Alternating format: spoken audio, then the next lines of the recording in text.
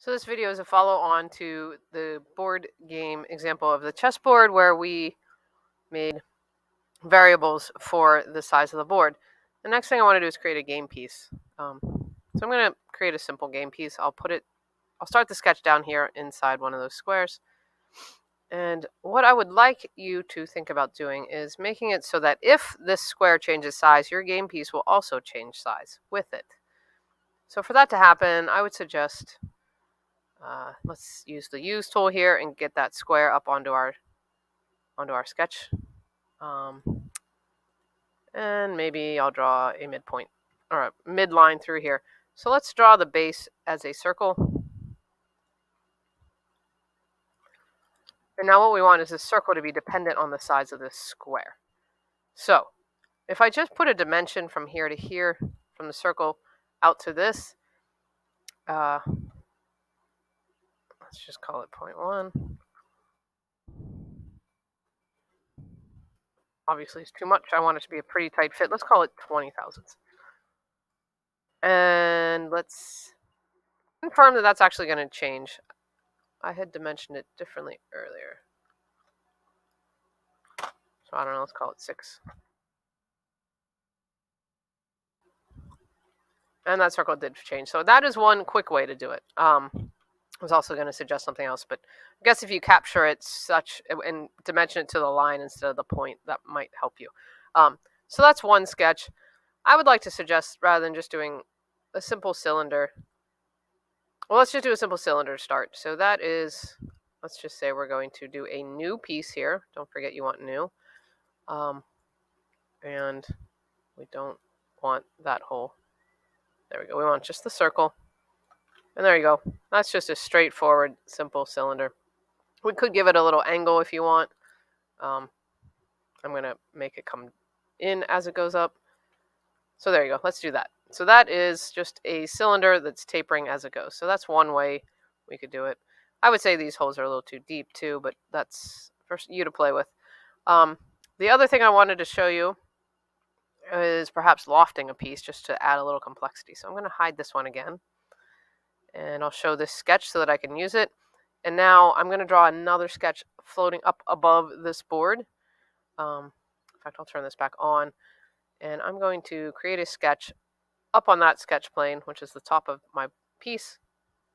And as you can see, I have a plane up here. So now I'm going to be sketching up here. So again, we want it to be dependent on the size of the square, which is the circle is dependent on the square, so they all will follow. Let's just make a polygon up here, and I'm going to make sure you capture the center of that piece so that it moves with it. And let's just make it look like that. And the 6 just means 6-sided, so it's a hexagon. Looks good to me. I'm going to dimension it, though, because if we don't dimension it, it won't move with the other sketches. So let's just say the distance between our inscribed circle and the base circle is going to be, I don't know, 0.05. I want it to taper more, so let's call it 0.035. Oh, sorry, wrong way. That's right. It's backwards because I'm coming from the circle, not dimensioning the actual size of it. Okay. I'm happy with that. So now you can see I have a circle down here and a hexagon up here. I'm going to hit the loft tool. And all this does is the computer generates the shape between one shape and another. And now you can see it's actually going from a circle up to a pentagon. And I'll check that one off. And I made the typical mistake of saying add. I want it to be a new part. And let's check that off. So let's rename this one. The hex piece. We'll rename this one cylindrical piece. And they are occupying the same space, but that's fine because we'll fix that out in the assembly. So with the assembly in mind, let's come over here. We'll insert, oh, sorry, I'm forgetting I don't want the finished, I want Part Studio 1, which is this one. And I'm going to insert all of those pieces. And so now you can imagine I'm going to I should have renamed this the board, but let's fix the board so that that's set in its place. And here we go. There are our pieces. So now you can pick a mate connector there, mate connector on the bottom here.